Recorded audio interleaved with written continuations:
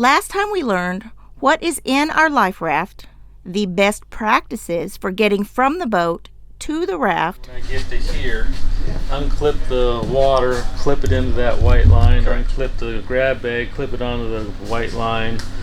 Unclip me, clip it onto the white line, climb into the boat, unclip, clip inside, help you in. And the 4 things you can't live without. 4 important things: the life raft, the EPIRB, your extra water, and clip onto the lifeline before you get off the boat. This week, we take a look at what is inside the ditch bag that we will take with us to the raft. When we wake, hear the birds and see the sun. Side by side, our fears are done. Oh, the good times just begun.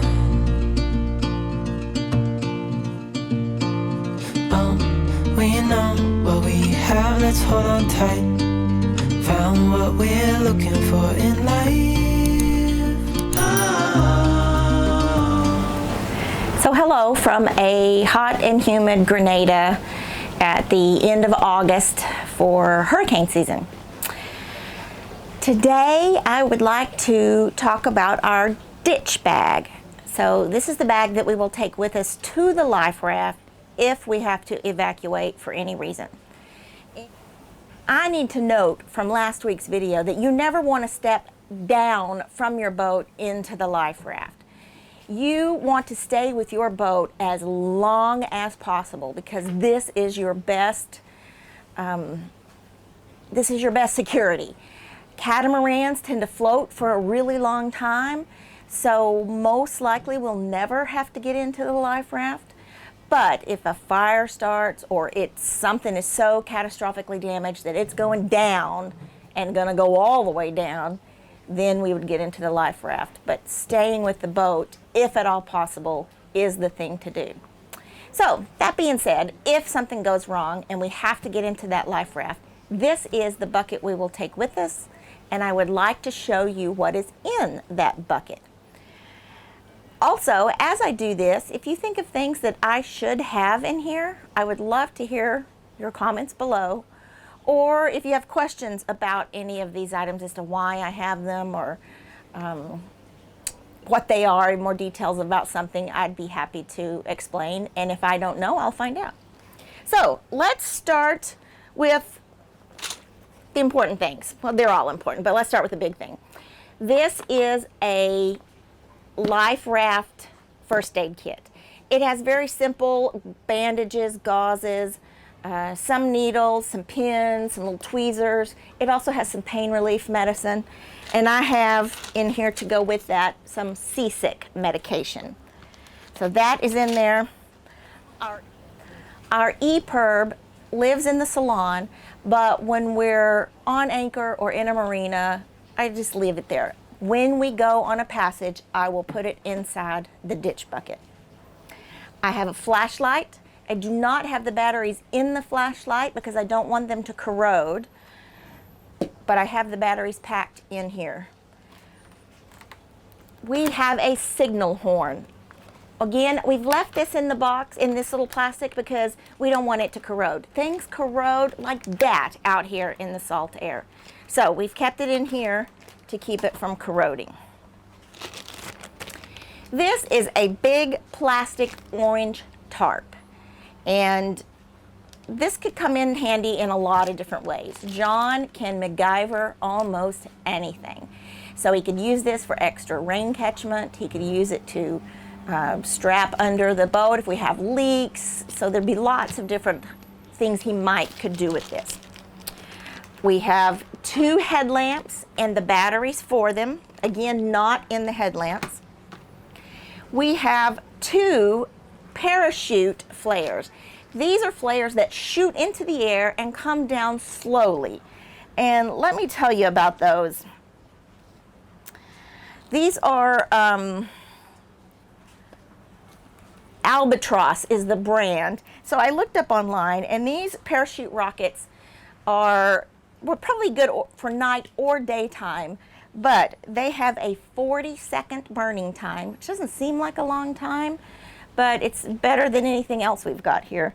They have a light intensity of 30,000 candela. Candela or candela, I'm not sure how to say that. And the candela is a measure of the amount of light in a particular direction given by a light source.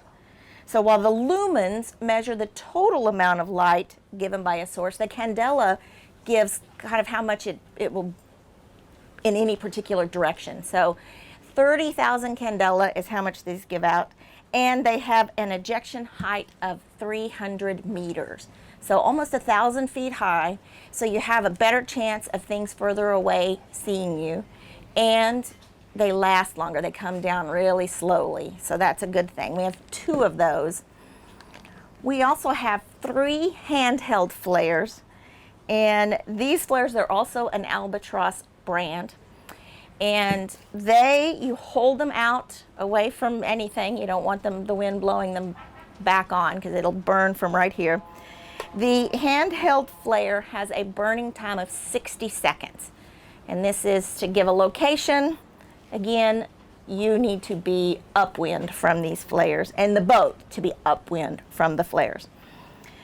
They have a light intensity of 15,000 candela, so about half of the parachute flare. And yeah, 60 seconds, I told you that. Then we have this smoke canister. This is something for people to see us in the daytime. So you literally take the lid off of this, you throw it into the water, it puts out bright orange smoke that the wind will carry, so an airplane has a trail or another ship has a trail to see. The canister, this is a Comet brand, and it burns for 3 minutes, so it's got a long time. Then the next thing we have is this dye marker. So this, you keep it sealed up until you're ready to use it, and then you pop it off and you throw it in the water, and it is a fluorescent green dye. This is an Orion brand. Its dye container can cover up to 50 square feet, but in the videos I've seen, it really does spread out a long way behind the boat. So that's also for daytime to help other ships or airplanes spot us. This is a life straw. It will filter water, but it will not filter salt water, so we can't drink the ocean with it. But if we have rainwater that we feel might be contaminated in some way, or we get to a location where there is pond or river water, we can use this to filter contaminants out of it. We have a knife sharpener and the fire starter and a whistle. This is a strobe that is waterproof. We can clip it onto us, we can clip it onto the boat, let it trail in the water, and it will blink. And of course we have a Leatherman for any and all purposes. I read a couple of blogs and they mentioned some garbage bags. I'm not quite sure why, but I figured they don't take up much space and easy to have in there. Sponges also. The blog mentioned a couple of Ziploc bags, and some sponges would be a good thing to have in. So here they are. We have a small fishing kit with a rod and reel. And this kit basically just has a few lures, some other small hooks, just some random fishing items. John likes to fish, so he would be thrilled to be able to provide fish for us if we needed it.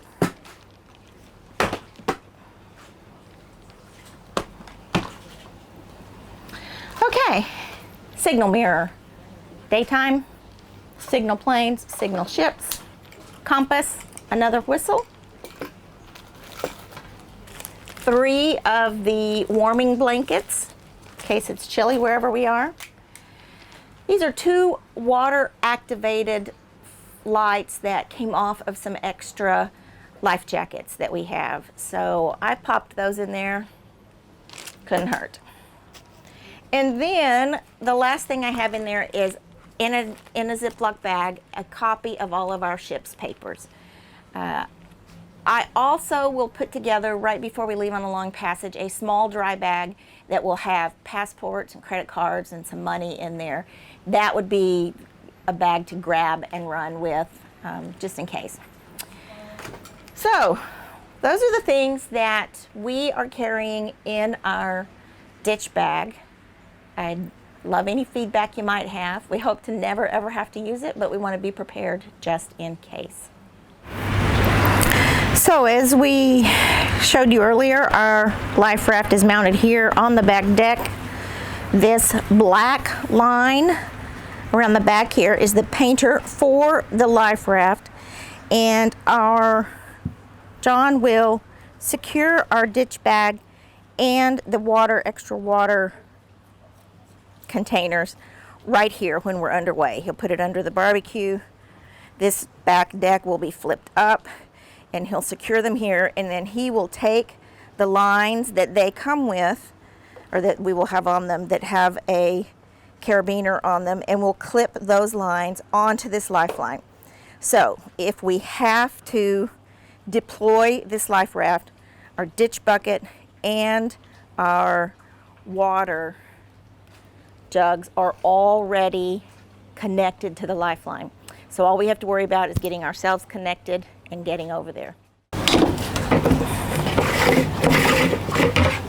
Also, I wanted to mention that this bucket is waterproof. There is a seal, a rubber seal here, so that when we throw it into the water, it will not be flooded. Let's talk food for a moment. You're going to ask why I have no food in that ditch bucket. Well, when we met with Donald at Sea Safety, I mentioned to him that when we crossed the Atlantic, I thought I was really smart, and I had granola bars and tuna fish in that bucket. Tuna fish with easy open cans. Granola bars have a lot of energy. And he scolded me very nicely that granola bars take a lot of water to digest properly, and tuna fish, even packed in water, is still very salty. So you're eating something salty when you're really surrounded by salt, and you need extra water when you eat something salty like that. So he said not to bother with food. He didn't think it was worth it. You can live a long time without food. So he recommended not putting any food in there. And if we happen to be floating at sea for an extended period of time, we do have the items that we can fish and find some nutrients that way. I'd also like to point out, this is the first video I am using my brand new DJI lavalier mic that has a little windscreen I can take on and off. So hopefully my prior problems with wind noise will be gone. Fingers crossed. I just filmed standing out in the wind, and so I'm hoping that this made a difference and you can actually hear what I say. So we'll see. There is a link to this on our website, goblesgoneglobal.com, that you can click on and read more about it. It'll take you to an Amazon page, and we are an Amazon affiliate, so we'll get a small commission for that if you purchase it through our link, but it won't cost you any extra. So thank you very much for watching this video. I hope you found these two, the ditch bag and the life raft videos, informative. And I always look forward to your questions, and again, I will always answer. Thanks for watching and have a great day.